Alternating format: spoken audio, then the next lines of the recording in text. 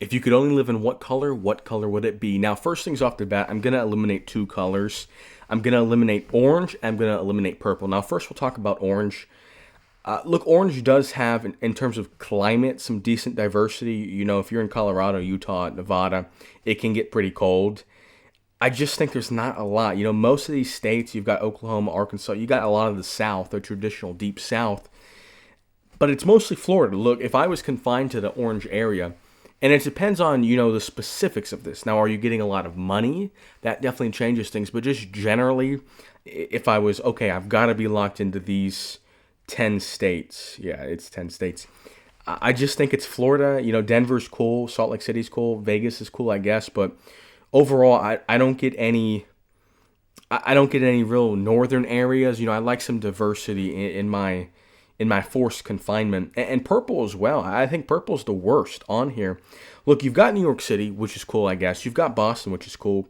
Not a lot of big population centers. I believe purple is probably the lowest populated out of all of this, even though they have New York City.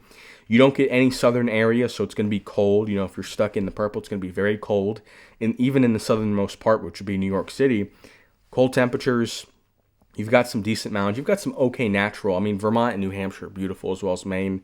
But overall, I think that'd be a pretty boring existence. Now, those two are eliminated. So we have red alive, we have yellow alive, green, and blue. Now, I think we've got to eliminate blue and green next.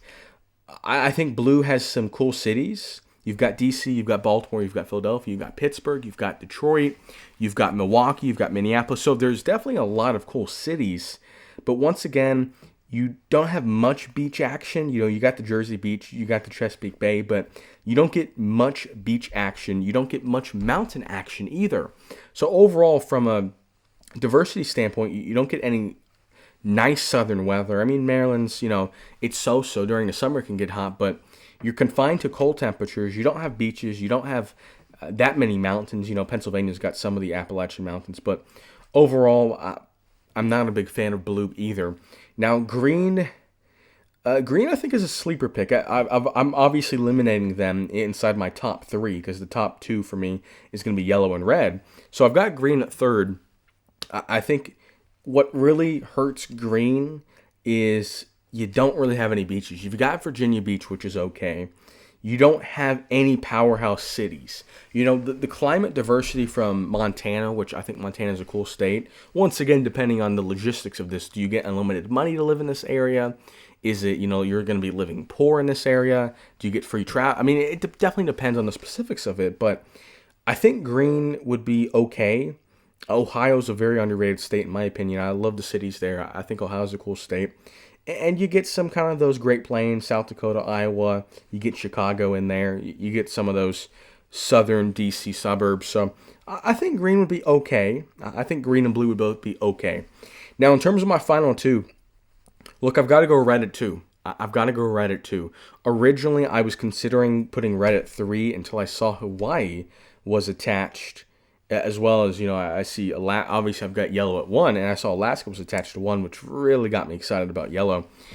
Red, you got California, which it's a cool state. You know, you get some of those colder temperatures up in the north, more that wilderness. Texas, very big state, very hot. Phoenix is cool, and you also get Hawaii. So I think it's awesome. You know, you're not going to get the coldest of temperatures, but you get a lot of diversity. Texas and New Mexico were very different from California, and even Southern California is different from Northern California. Now, I think yellow is the clear one. If you disagree, you're just wrong. Look, yellow has the Carolina beaches, which are beautiful and not super populated, at least currently. You've got the northwestern Pacific, so you got Washington, Oregon, beautiful area. You've got Alaska, once again, super cool. You have some decently sized cities. You know, you obviously got Charlotte. You've got the smaller cities in South Carolina, in Greenville, in Savannah, in Columbia, and North Carolina's got a myriad of decently sized cities.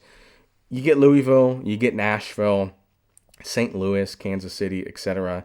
And yeah, I think yellow is the clear winner. I mean, we got in terms of temperature, you know, I'm equating for a lot of different things. I'm equating for, do we get beaches? Do we get mountains? Do we get the west? Do we get the east? Different time zones. We get different temperatures.